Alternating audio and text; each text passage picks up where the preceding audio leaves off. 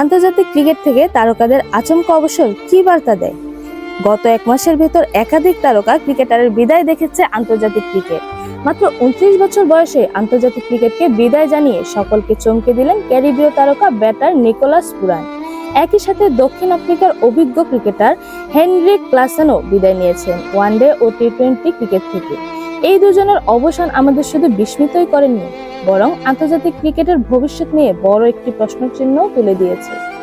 পুরান ওয়েস্ট ইন্ডিজের হয়ে 61টি ওয়ানডে ও 106টি টি-20 ম্যাচ খেলেছেন, যেখানে তিনি ক্যারিবীয়দের পক্ষে সর্বোচ্চ টি-20 রান সংগ্রাহক। 2016 সালের আন্তর্জাতিক অভিষেকের পর থেকে তিনি ছিলেন দলের গুরুত্বপূর্ণ অংশ। কিন্তু 2023 সালের ওয়েস্ট ইন্ডিজ যখন বিশ্বকাপ বাছাই পর্ব থেকেই বাদ পড়ে, তখন থেকেই তার আন্তর্জাতিক ক্যারিয়ারের ছন্দপতন শুরু হয়। অবশেষে 2025 সালের জুনে পুরান চূড়ান্তভাবে সরে দাঁড়ান আন্তর্জাতিক ক্রিকেট থেকে। অন্যদিকে 33 বছর বয়সী ক্লাসেন কিছুদিনই আগেই টেস্ট থেকে অবসরের পর এবার ওয়ানডে ও টি-20 থেকেও নিজেকে গুটিয়ে নিলেন। তার বক্তব্য ছিল, আমি পারফরমেন্স বা দলের জয়ে আর আগ্রহ পাচ্ছিলাম না, আমি ক্রিকেটটা উপভোগ করেছিলাম না। এই প্রবণতা এখন আর বিচ্ছিন্ন কিছু নয়। এর আগে ভারতীয় তারকা রোহিত শর্মা ও বিরাট কোহলিও টেস্ট থেকে অবসর নিয়েছেন, যদিও তারা এখনো সীমিত ওভারের ক্রিকেটে খেলছেন। গ্লেন ম্যাক্সওয়েল ওয়ানডে ছাড়লেও টি-20তে মনোযোগ দিচ্ছেন। আসলে বিশ্বজুড়ে টি-20 ফ্র্যাঞ্চাইজি লিগগুলোর যে প্রভাব তা অস্বীকার করার উপায় নেই।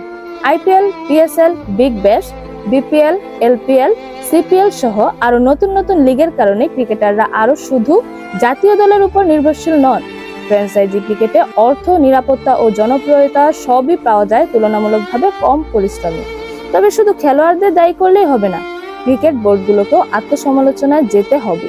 তারা কিভাবে ক্রিকেটারদের জাতীয় দলের প্রতি আগ্রহ ধরে রাখবেন? গর্ব আর দেশপ্রেম দিয়ে হয়তো একটা সময় ক্রিকেট খেলা যেত, কিন্তু আজকের দিনে জীবিকা, নিরাপত্তা ও মানসিক স্বাচ্ছন্দ্য বড় বিষয়। বিশেষ করে ক্যারিবীয় অঞ্চলে বোর্ড ও খেলোয়াড়দের সম্পর্ক বরাবরই ছিল টানাপোড়েনপূর্ণ।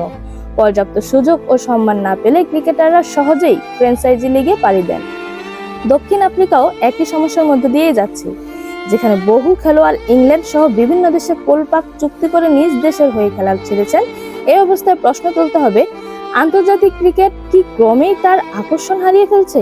যদি 29 বছর বয়সী একজন অভিজ্ঞ ও ফর্মে থাকা ব্যাটার জাতীয় দল ছেড়ে দেন, তবে বোর্ড ও আইসিসির উচিত এই সংকটের গভীরে যাওয়া।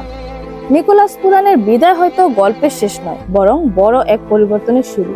যদি এখনই ক্রিকেট প্রশাসন ব্যবস্থা না নেয়, তাহলে সামনে আরো অনেক প্রতিভাবান ক্রিকেটারকে আমরা সময়ের আগেই হারাবো আন্তর্জাতিক ক্রিকেট থেকে। এরকম আরো নতুন নতুন খেলার আপডেট পেতে অবশ্যই চ্যানেলটি সাবস্ক্রাইব করে রাখুন। ধন্যবাদ। Flavours news.